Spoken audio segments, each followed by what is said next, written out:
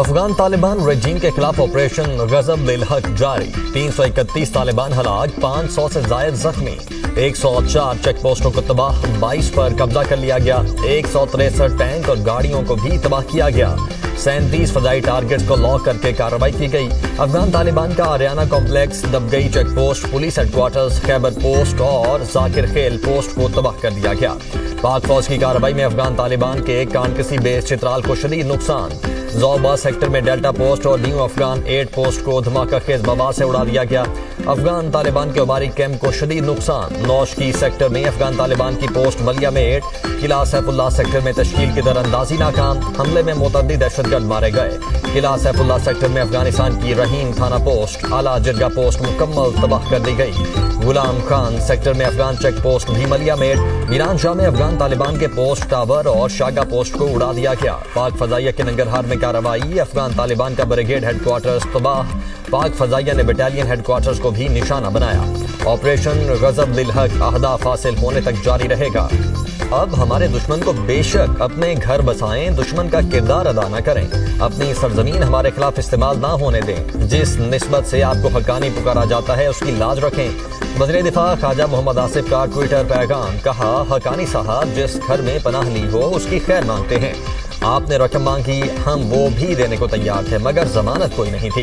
آپ کی سہولت کاری کا الزام سچ تھا یا جھوٹ بتائیں، ہم نے آپ کی آپس کی لڑائیاں مکہ میں ختم کروائیں، صلہ کیا ملا، آپ نے ہمارے قاتلوں کو پناہ دی، آپ ہمارے گلی محلوں کو خون سے رنگین کرنے والوں کے حلیف بنے۔ اللہ اکبر، پاکستان زندہ باد۔ آپریشن بنیاد مرصوص میں بھارت کا اور اب افغانستان کا شوق پورا کیا۔ افغان طالبان رجیم تمام دہشت گردوں کی ماسٹر پراکسی ہے۔ پاک فوج نے طالبان کے خلاف مؤثر انداز میں کارروائی کی۔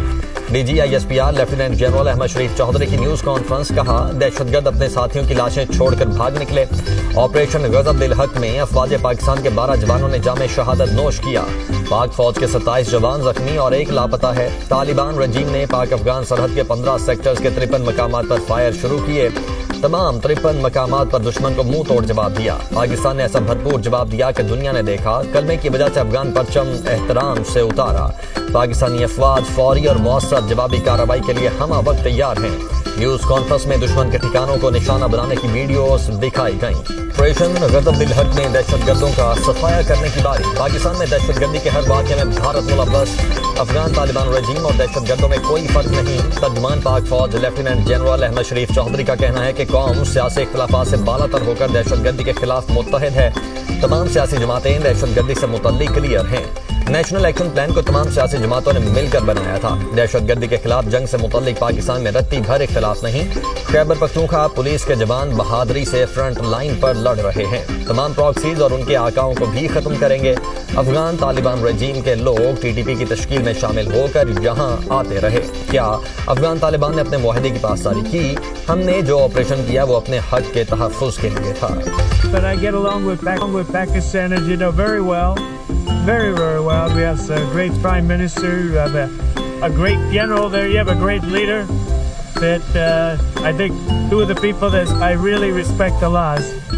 And I think that Pakistan is doing terrifically well. Afghanistan کے ساتھ اچھا کر رہا ہے، مداخلت نہیں کروں گا۔ پاک افغان جنگ سے متعلق سوال پر امریکی صدر ڈونلڈ ٹرمپ کا جواب، کہا پاکستان بہت شاندار طریقے سے آگے بڑھ رہا ہے۔ امریکی صدر نے وزیر اعظم شہباز شریف اور فیلڈ مارشل سید عاصم منیب کی تعریف کی، کہا پاکستان کے وزیر اعظم اور فیلڈ مارشل کا بہت احترام کرتا ہوں۔ پاکستان کے پاس عظیم وزیر اعظم اور بہترین فیلڈ مارشل ہے۔